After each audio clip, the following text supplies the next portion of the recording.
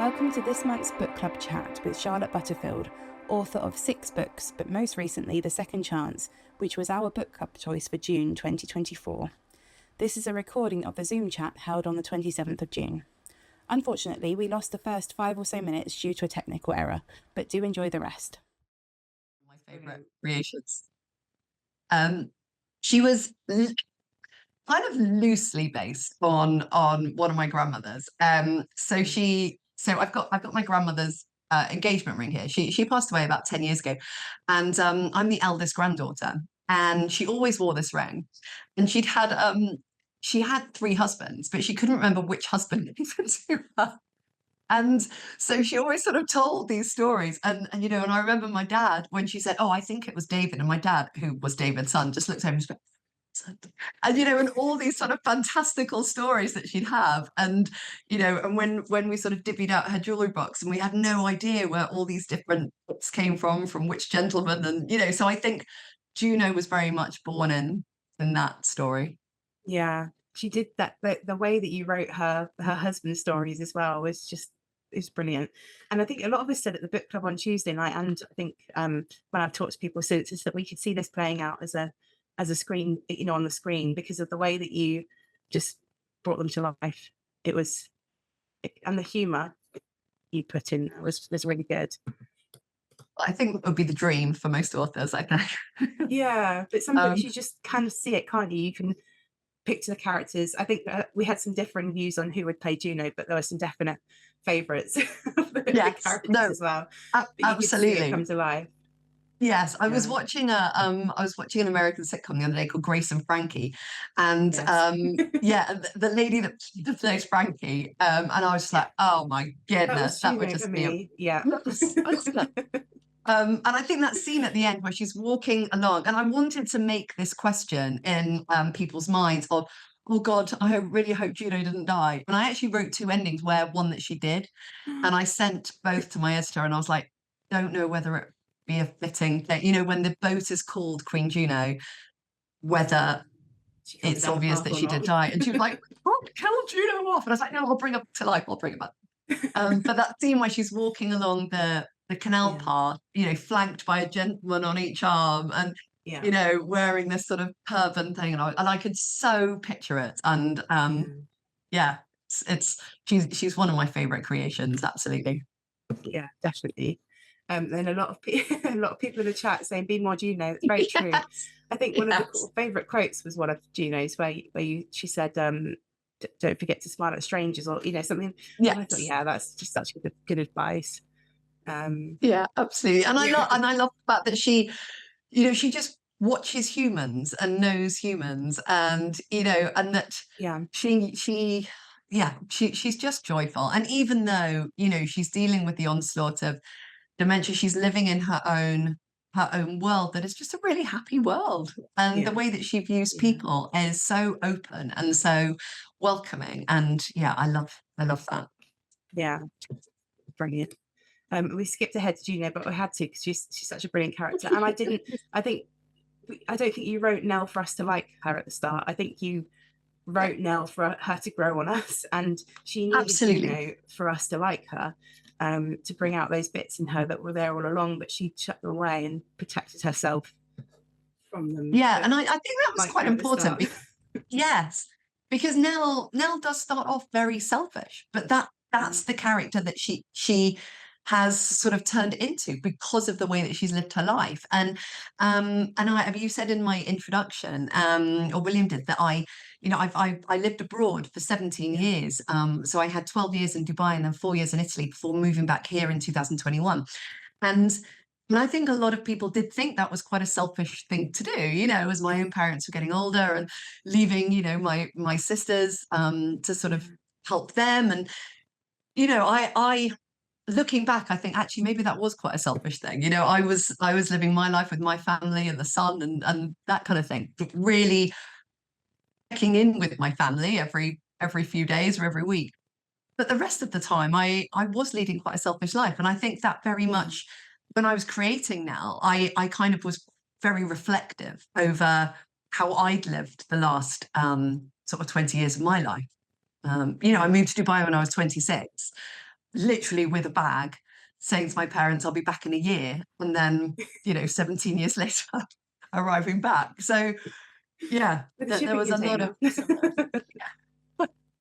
Did you ever think that you'd come back with that much, you know, not just baggage. things, but people, children? Yeah, no, never, never at all. And I literally, when I said to my parents, when I was 26 and I applied for a job in a magazine in Dubai, and I said to them, look, I've just got this job as a features writer in Dubai, and they were like, okay, oh, that's a long way. And I said, I promise you, I'll be back in a year. And then, 1 year rolled into two, and then I met my husband, and then I had a baby, and then it was like, not coming back anytime soon. And yeah, so it's strange, but I never thought I'd be coming back with a whole different career and a whole family in tow. No.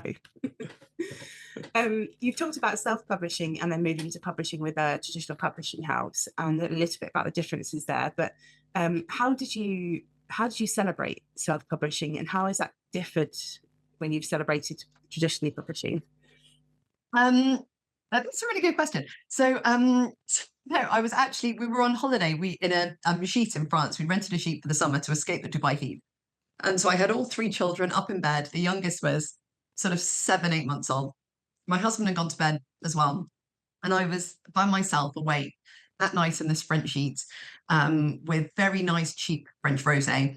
And as I pressed publish on the Kindle publisher, I just had this moment where I just went to the fridge, poured myself a rosé, and sat there in this quite ramshackle old cottage that we'd rented for a couple of weeks by myself, and just had this overwhelming kind of feeling of, well, joy, but then complete, followed by, oh my God, what if people hate it? And what if no one reads it? And, so this wonderful moment of joy that was quite short-lived, because then it was superseded with, massive imposter syndrome. And I don't think that's ever really gone away. But yeah, with the traditional publishing, yeah, when I got my first deal with Harper Impulse, that was mad. So after I self-published, I entered it for Monte Grappa First Fiction Award at Emirates Literature Festival in Dubai. And my agent, Luigi Bonomi, was one of the judges. And yeah, I came second. And so the Amazing. prize was having lunch with him. And over the lunch, he said, how much of this book have you written? Because you have to submit the first 3 chapters. I was like, actually, all of it. And he said, okay, can you send it to me? And I said, yes. So I sent it to him. And then, yeah, a few weeks later, I've got you a publishing deal with what was then Harper Impulse.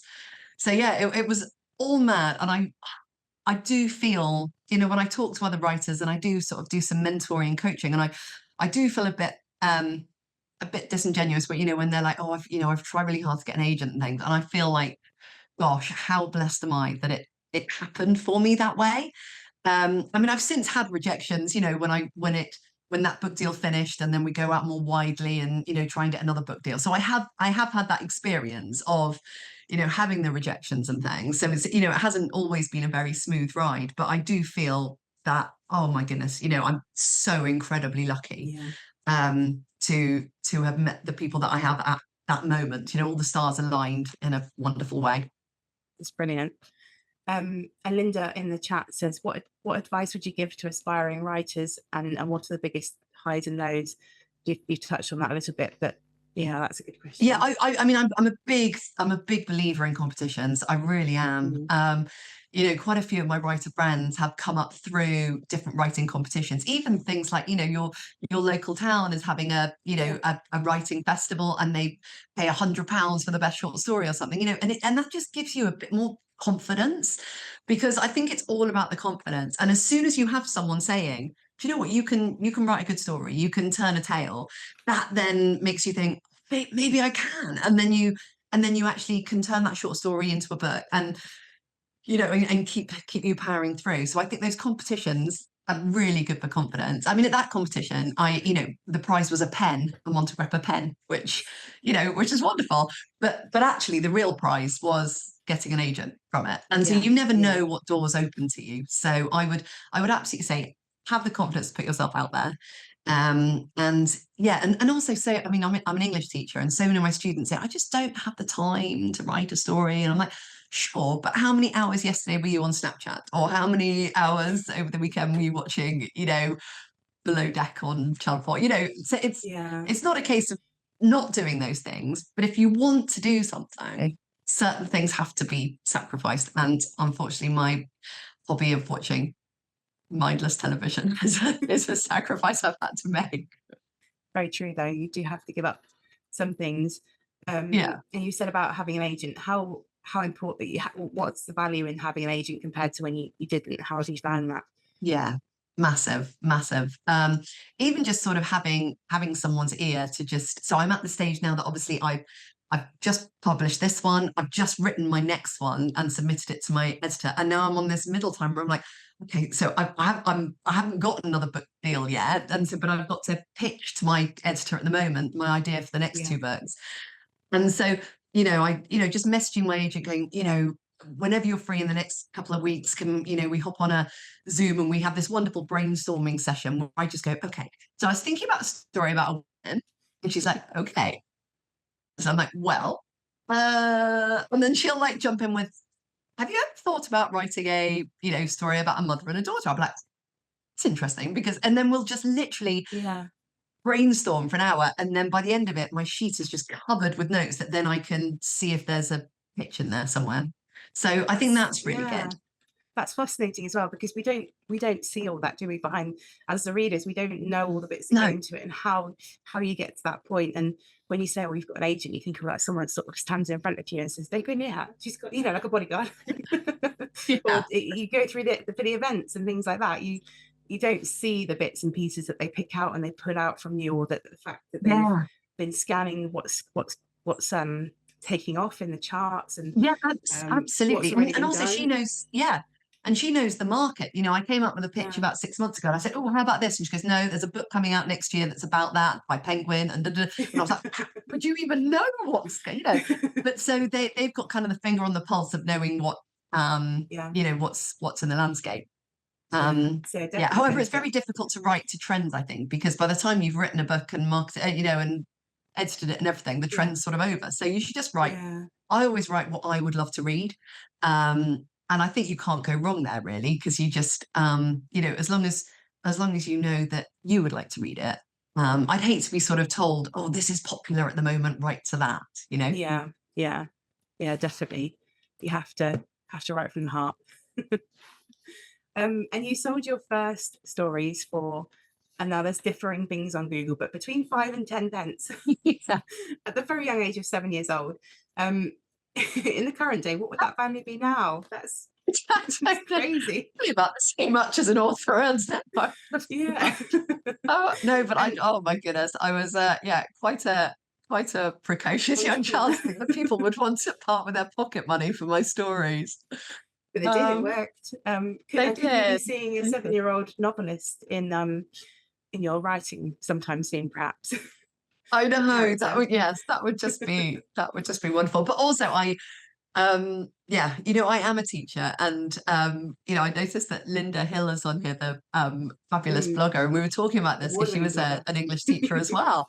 And I think the power of teachers is so important. And I don't think I would be a writer now if my English teachers hadn't instilled this faith in me that I was a good writer.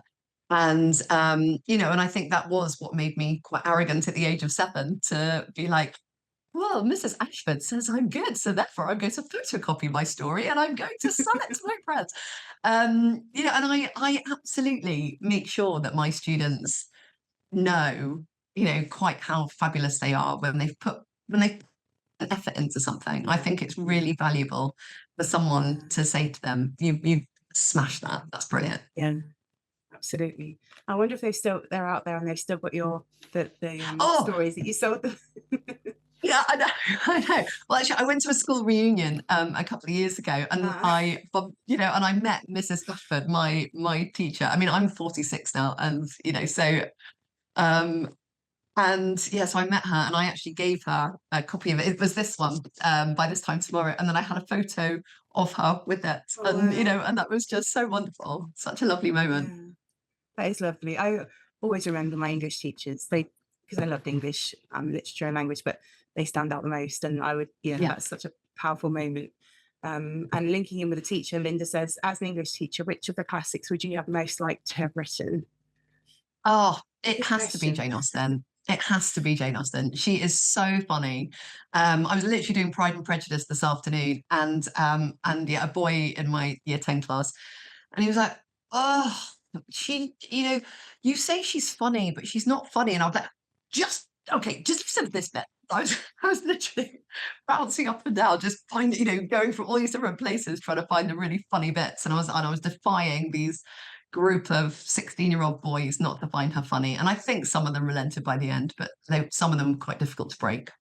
Yeah, it's one day they're not going to say Jane Austen anymore. They're going to say Bridgerton, and it will have Yes, advanced. absolutely, absolutely. But I But you think, can say that. You can say if you're enjoying Bridgerton, come on. There's yes, elements of Regency and all sorts of things in the classics. absolutely, absolutely. But what I think Jane Austen did so well are these kind of wry observations where you just Yes. know that she has sat back in so many parties, not talking to anyone, Yeah. nursing a glass of something, and just watching people interact. And then squirreled it away to then put in a book. This is what I tell my students, to be a good writer, you have to be incredibly nosy Yeah. and also quite, inconspicuous as well.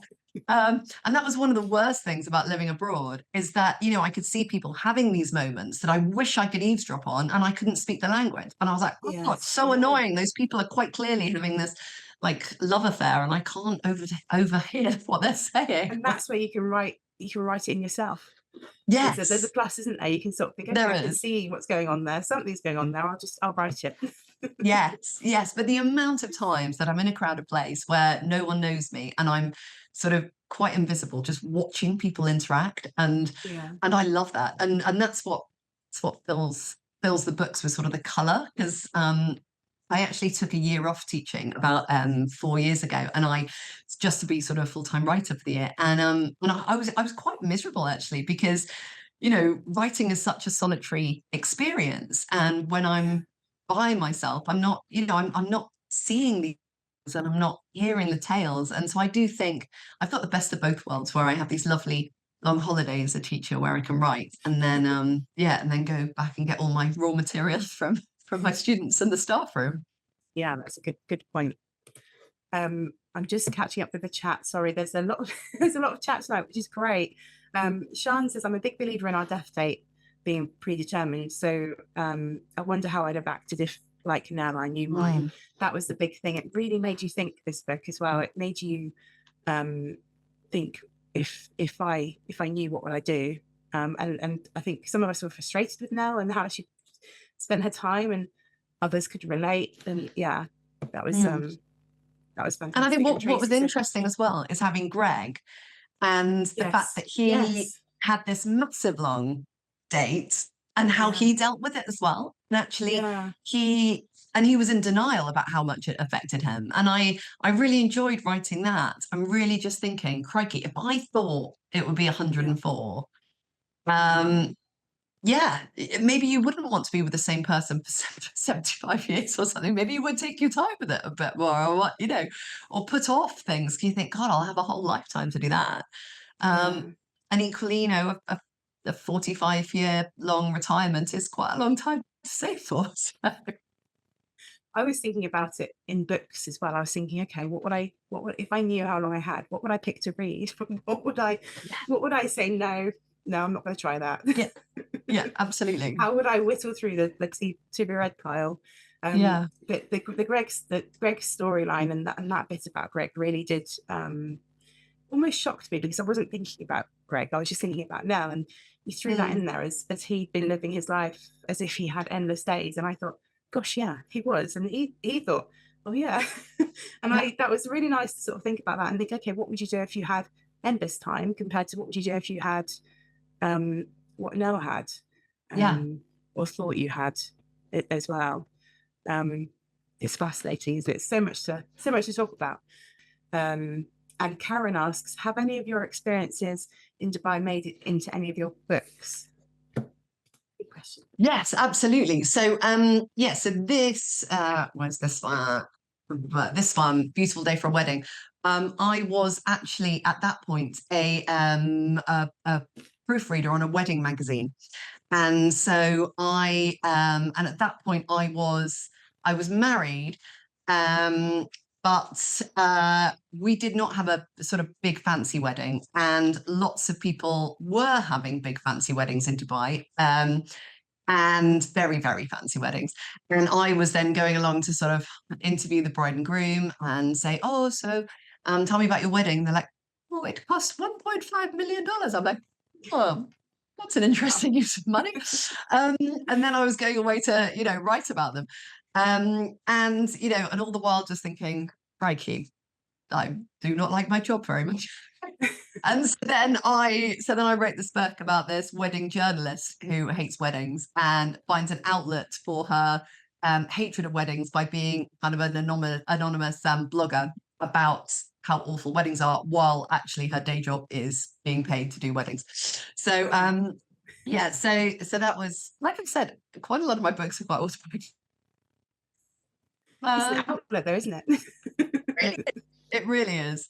The trouble is when friends think that you're kind of milking them for comedy, which has happened a few times. So I'm like, well, it does. It's in the front of the book where it says this is a work of fiction. Well, very clearly not being a work of What fiction is a work of fiction? It has to have something. Exactly. In it, doesn't it? Exactly. Oh, that's brilliant though. That's not just bringing in a small observation. That's bringing in your whole feelings and your work, and yeah, that's yeah, definitely makes me want to read the book. Yeah, absolutely. And even, to be honest, even the very first book I wrote, Very Nearly Perfect, which then turned into Me, You and Tiramisu. I was working in the media, and that was inspired by, I saw a picture of a Hollywood movie star and his wife. It was sort of not in the public eye. She was kind of just an ordinary woman, and the media were horrible about her. And so then I wrote that book from the point of view of a girlfriend to someone who's very glamorous and famous, and just thinking how they would feel about being in that position. And so I think being in the media myself at that point, I felt part of the problem, and I wanted to write that book to be sort of part of the solution, or at least to shine a light on the problem. Yeah, definitely. How would you describe The Second Chance in 6 words, if you had to? Oh my goodness. Oh, I don't know if I can do 6 words. I don't know, because I'd actually be quite grandiose about it, and for me, it has been life-changing in my outlook.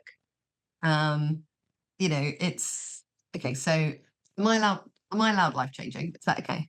Yes, that's is that 2 words or 1? Think about the hyphen. I don't know. 2 words. Life-changing. One word. Let's go for it. Oh, there we go. Linda's nailed it. How to live your best life. That's good. That's really good. Yeah. Yes. Yeah. So you can tell that you're a former teacher and not an actual one, because at the end of a 10-period day today, I can't think of 6 words and string them together. So, no, but also, I think we're putting you on the spot, and you wrote this a while ago.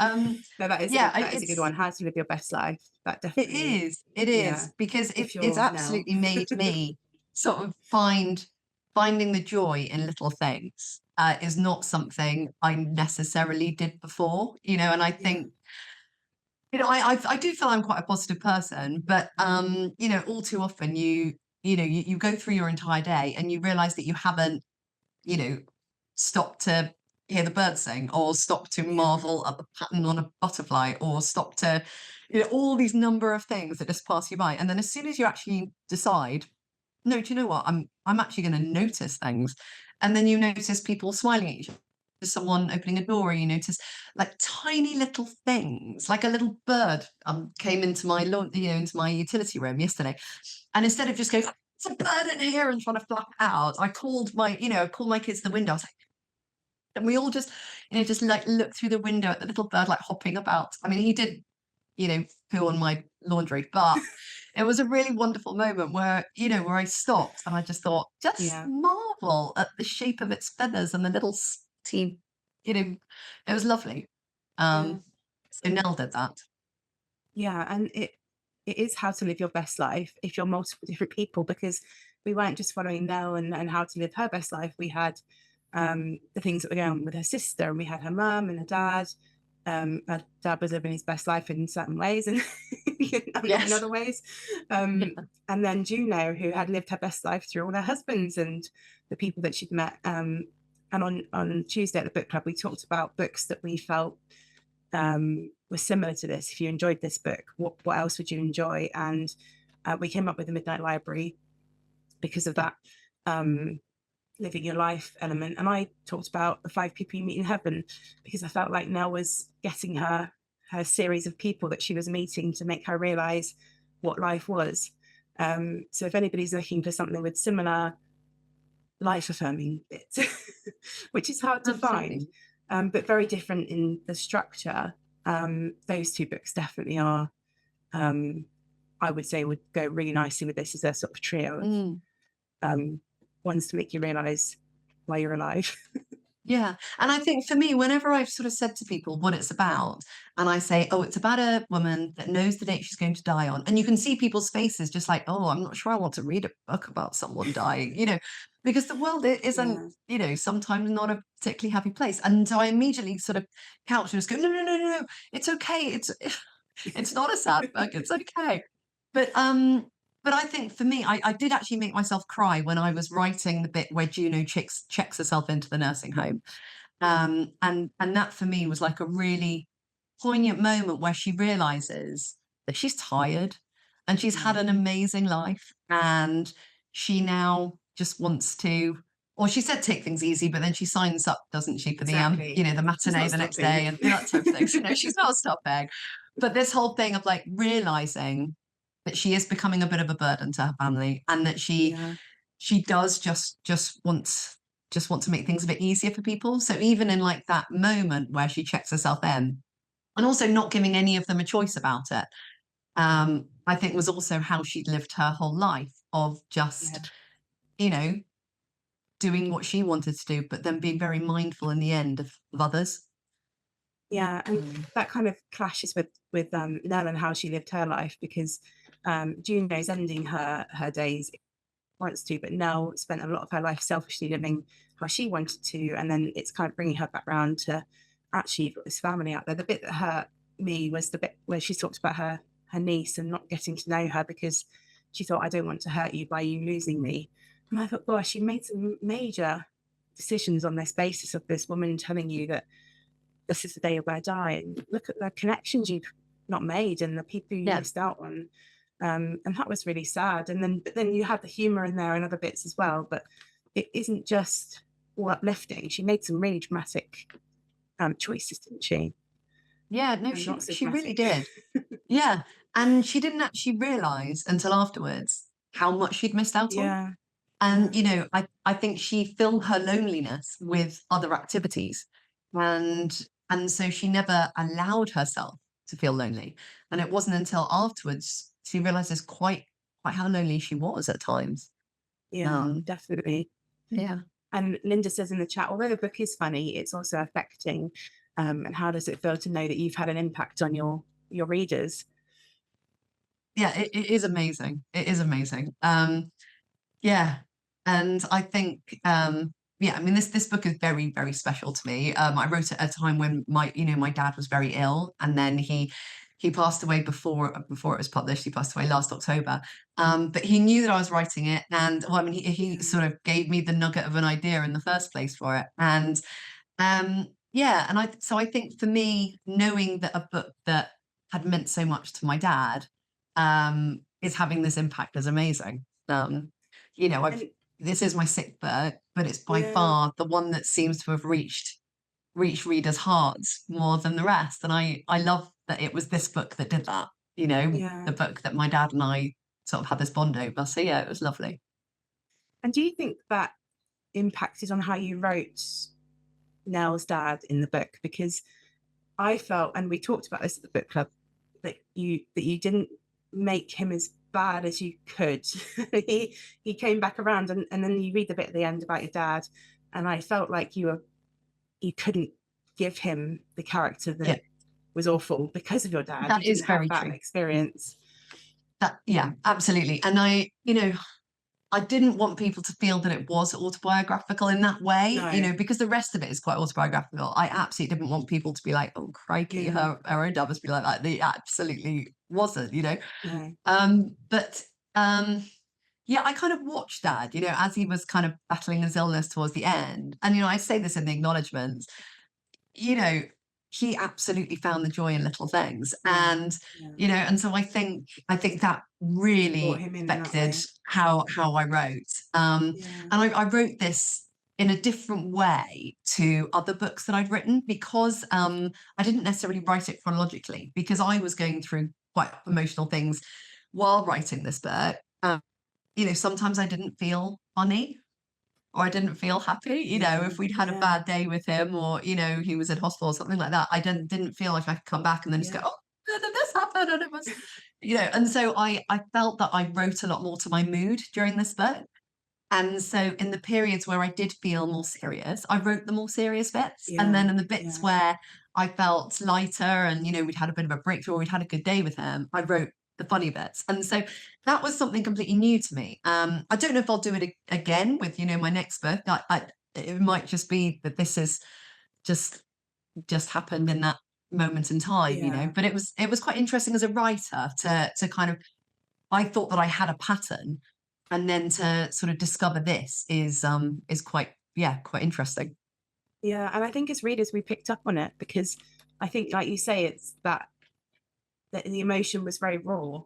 And I think if we'd have mapped your experience at the time of writing it, we could probably say, Mm, "Well, there's the humor, and there's the yeah. not so, there's the stronger moments." And I think that's what made it work. You really had, you weren't forcing the writing, so you No, had not at those all. those times when you wrote the good bits and the bad bits, and they were just organic in a way. They were raw, Yeah, weren't they? absolutely. And I think it was interesting because I listened to a you know, writer talk recently on a podcast, and she said that she, you know, wrote her first book at 19 and then was really, really annoyed when publishers didn't want it. And the publisher said, you know, come back in 20 years, or, you know, you know, you're a good writer, but come Yeah, back when some bad stuff's happened to you. And I think it's that, you know, I always had this kind of feeling, you know, I loved writing. But it's not until you've got these life experiences, I think, that you can pour into it. yeah, And that does yeah, make your characters a bit more genuine. You know, I think that although I'd lost grandparents and things, this was my first proper bereavement. And I think had I tried to write this book 10, 15 years ago, I don't think I would have done it justice the same way that I no, hope I feel I've done it now, you know, because of yeah, what I've what was going through at the time. yeah. And as Alex says, you can't visit the scenario of losing your dad. When it happens, you're a completely different person, and Yeah. losing anybody is that as well. And she said, "I love this book was about bonding with your dad." Yeah, that is. It's always really fascinating having these discussions because you find out so much more about the book and the Mm. inspiration, and it just makes you want to read it all over again. um, so going back to Nell, did you agree with Nell's choices and decisions, or did you throw some red herrings in there that you just thought, I'm going to have to give her these things, but I don't think I would do them, or she should do them? Um, a bit. I mean, to be honest, I didn't actually know which man she would end up with. I loved Tom, and you know his humor. I mean, who doesn't love a funny guy? But you know, I was still thinking, I mean, nostalgia is a big pull, isn't it? And I was just thinking, is this first love just going to just win her back? And Greg was so Yeah, easy, you know, he had yeah, no baggage. She also was so terrified of being a mum. Like it wasn't something that had ever been on her radar. And then the fact that he had a child as well just made him too complicated for her. And there was this wonderful scene when they're in the jazz club, you know, at the bottom, and he's like, I'm not the complicated one here. I'm actually fairly simple.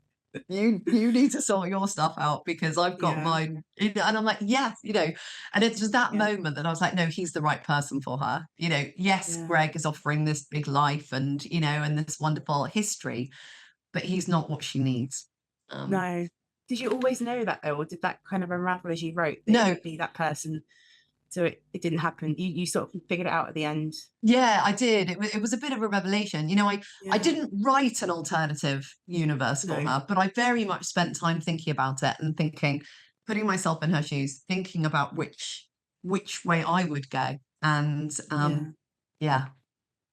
I think that that played out in the scene as well, because I had no idea where it was going, and I loved that, because so often when you read a book, you think, oh yeah, they're going to end up with that person, and it's gonna just, that's how it's gonna plan out. And she was just swapping between the dates, and I thought, I really don't know where this is going to go. And I was rooting more for one than the other, but yeah, that was really good. That scene that Karen says in the chat, I love the double date, and I really did. It was just brilliant, very unique. Yeah, I think that's my favorite scene as well. And I can totally picture her like getting more disheveled and like one feather earring falling out and then barefoot. And then that scene where the two older people are, you know, waiting for the lift and she's got, you know, no shoes on by this point. You know, and then the man is going, I'm still hungry. And she's like, oh, there's a great bar in the basement. And Greg's like, you're going home. And she's like, let's go dancing. I love that. Yeah, that was so well written. And in the chat, that would, people are saying that would be funny to see on screen, and it needs to be a film. Yeah, it does. It reminded me of Mrs. Doubtfire. That's, yeah, I agree. And that was, yeah. Yeah, I did say to my husband, if you're tossing up between two potential dates for me, always take the jazz club in the basement. That sounds much more fun than the Michelin star up on the top of the tower. Yeah, definitely. Oh. Definitely. We are running out of time. I can't believe how quickly it's Oh gone no! this We evening. do this for another hour. I love I this. know. Going on to, I know, because I know people want me to ask this. Is there anything we can know about what's next for you with the Yes. writing? So I've just finished my next manuscript, and I handed it in about 3 weeks ago, which is exciting. So I haven't got the edits back for that yet. So I'm going to be working on the edits over the summer, and it's a story about two identical twin sisters who are in their 40s, both married, both got kids, and they've sort of grown apart over the years. And one quite a kind of bohemian feminist, sort of Nell-like, and the other one is kind of quite a traditional housewife, and she calls herself that and has this quite the kind of Instagram persona of being sort of a trad housewife. And they decide, in order to understand each other more, they swap lives without telling their families, and they live as the other one. Ah, And so they kind of understand a lot more about their sisters and a lot more yeah. about kind of themselves through it. And yeah, and obviously there's sort of quite comedic bits as well of kind of trying to live as someone who's totally alien to your personality. But yeah, so that's what I've just really finished. good. This sounds Yeah. brilliant. We'll definitely have to keep an eye. There's a lot of excitement in the chat for this one as Yay. well. Fantastic. And do you have any highlight reads from the last year, or anything you're looking forward to coming out this year that you want to flag? Yeah, well, I'm a really big David Nichols fan. I saw him speak at Dubai Lit Fest about 10 years ago, and he was so eloquent and inspiring and just brilliant. And he's got a new book out, but it's currently in hardback, and I'm just waiting for it to be in paperback so that it's half the price. So Yes. I'm really looking forward to that one. But I love. I did mention this when I had a chat with Linda as well, but this is a book that I've gifted so many of my friends. So it's called Everything is Washable, and it's basically like a life, every single thing you can think about life, and it's got like a little section on it. And so this is my good. go-to gift for all my friends, and it's great. It permanently lives. It actually lives in my bathroom. Is it bad to have books in the bathroom? But whenever I'm in the bath, I literally just pick it up and I'm like reading a textbook for my life. Typical. Everything's washable. Read it in the bath. Yeah, absolutely. Yes, and the David Nichols book, I'm really looking forward to reading that. That one's You Are Here, isn't it? I think. Yes. Yeah. That's going to be. Well, I've seen the reviews and it's been going really well.